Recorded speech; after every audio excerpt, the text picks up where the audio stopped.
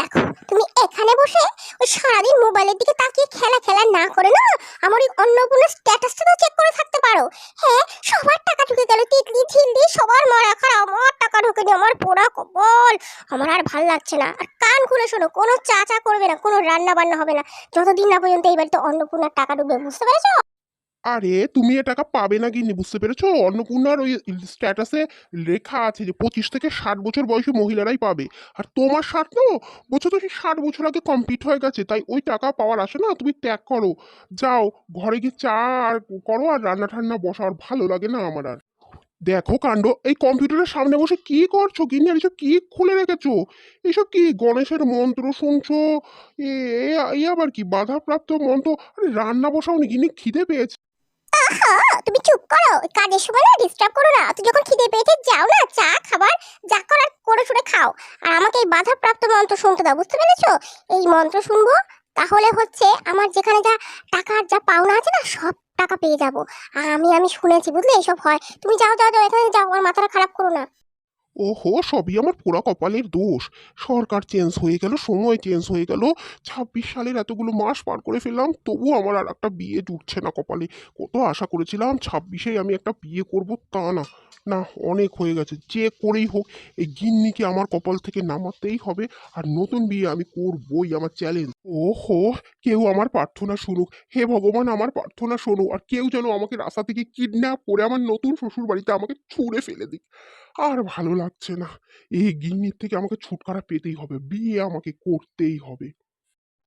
Excuse me handsome man, আমি না একটু যাচ্ছিলাম এইদিকে, একটু রাস্তাটা না আমি হারিয়ে ফেলেছি, অ্যাড্রেসটাও চিনতে পারছি না। খুব ভালো হয় যদি আপনার আপনার গাড়িতে একটু উঠে এসে অ্যাড্রেসটা বলেন।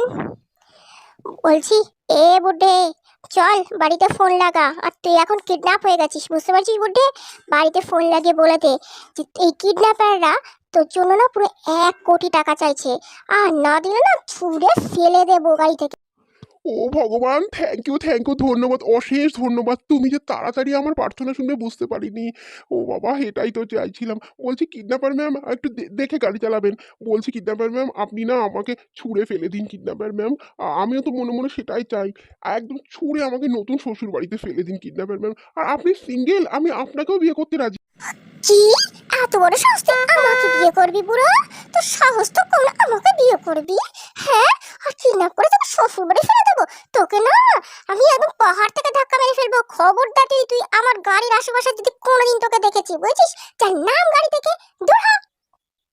কি সোনায় বাঁধানো কপাল আমার! কিডন্যাপার ম্যাডাম কিডন্যাপ করলো, ভাবলাম হয়তো শ্বশুর বাড়িতে ছুঁড়ে ফেলে দেবে, নাইলে আমার কিডন্যাপার ম্যামকে বিয়ে করব। তা তো না, উল্টে আমাকে কি ধোলাই না করলো। যাই, এখন বাড়ি যাই, দেখি গিন্নি কি করছে। আরে, একই গিন্নি, এ তোমার একই বেশ! হ্যাঁ, চুল খোলা, লাল পরে সাদা শাড়ি। কোন পুজো টুজো যাচ্ছ নাকি? বলছি রান্না টান্না করে রেখেছো তো গিন্নি? আর খুব খিদে পেয়ে গেছে, বুঝতে পারলে তো। আর এ কি, বলছি এরকম করে তাকিয়ে আছো কেন গিন্নি আমার দিকে? চুপ করো, আমি এখন ভগবানের শরণে যাচ্ছি, তার কাছে প্রার্থনা করব আমার অন্নপূর্ণার টাকাটা যেন আমাকে ভগবান দেয়, বুঝতে পেরেছো? আর রান্না ঠান্না এখন আমার দ্বারা হবে না। যাও বাড়িতে যাও, নিজেই রান্না করে নিজে খেয়ে নাও গিয়ে। আর আমি এখন এক মনে এক প্রাণে ভগবানকে ডাকবো, টাকা না নেওয়া অবধি আমি বাড়ি ফিরবোই না কিছুতেই। ও তাড়াতাড়ি যাই, ভগবান সবাইকে দিয়ে দিচ্ছ, সবাইকে। এই কাকিমার বেলায় তুমি কেন বিমুখ হয়ে আছো ভগবান? আসছি ভগবান, আসছি, হয় টাকা দাও নইলে আমাকে তুলে নাও ভগবান। আজ তোমার পরীক্ষা ভগবান, তুমি পাথর নাকি প্রাণ ভগবান। পার্বতী, মর্তলোক এটা কি চলছে? প্রতিদিন হাজার হাজার নারীরা আমার কাছে প্রার্থনা করছে তাদের অ্যাকাউন্টে যেন 3,000 টাকা ঢুকিয়ে দেওয়া হয়, অন্নপূর্ণার টাকা যেন তারা পায়। আর এই নারী তো আকুল কণ্ঠে কেঁদে কেঁদে আমাকে বলছে টাকা দিতে। এর টাকা দিয়ে দাও পার্বতী। আপনি শান্ত হন দেবাদিদেব, ওই লক্ষ্মী ভান্ডারটাই অন্নপূর্ণা ভান্ডার হয়েছে। আর এই মহিলাকে টাকা দেওয়া যাবে না, কারণ এর এসআইআর এর নাম কাটা গেছে, তার উপর এর 60 বছরও হয়ে গেছে, কিছুতেই টাকা পাবে না। না প্রভু, আর চুপ করে থাকা চলবে না, আজকে আপনাকে এই কাকিমাকে টাকা দিতেই হবে প্রভু। আজকে টাকা না নিয়ে আমি কিছুতেই বাড়ি যাব না প্রভু।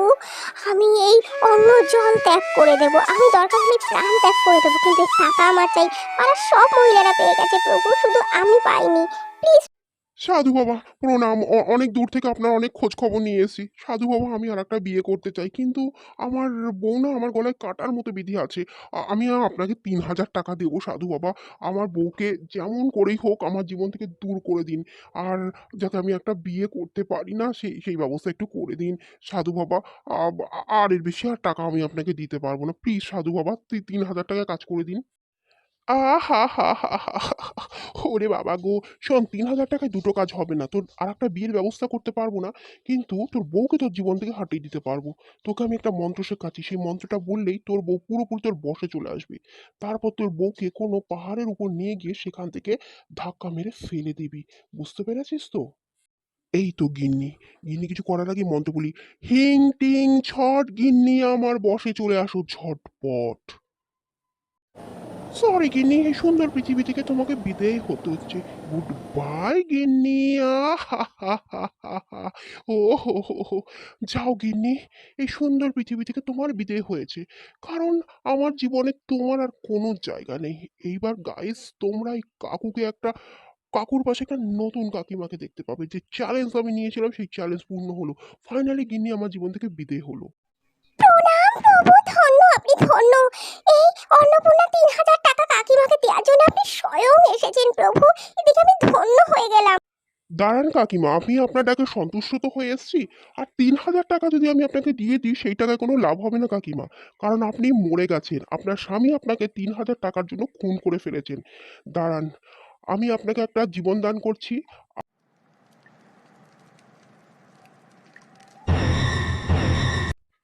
এ কি? কাকে দেখছি? রাম রাম রাম রাম রাম রাম রাম রাম রাম! ভূত, ভূত! ওরে বাবা ভূত! আমাকে খেয়ে ফেলবে গো! কি আছো, বাঁচাও, বাঁচাও! ও মা, আমার মাথা কেমন করছে, শরীর খারাপ লাগছে, কেউ বাঁচাও! ভূত হবে তোর মা।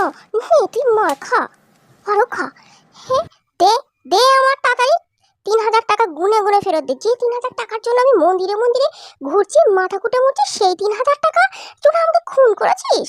আর ওই বুড়ো আবার বিয়ে করার প্ল্যান করছে না। দাঁড়া, দুটোকেই আজকে আমি পুলিশে দেবো।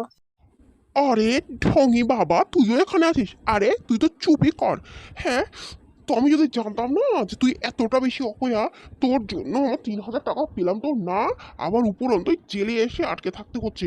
একবার জেল থেকে বেরোই না, তোকে না দেখিস আমি খুন করবো, মন্ত্র বলে না তোকেই আমি গায়েব করে দেবো। আরে থাম থাম, তুই আমার গিন্নিকে তো চিনিস না। তুই এখানেই থাক, যদি এখানে বেঁচেও যাস না, এখান থেকে বেরোলে ওর গিন্নি না, গিন্নি খুন করে ফেলবে। হে ভগবান, আসলে দেখি একটু হাত পায়ে ধরে যদি বেরোনো যায়।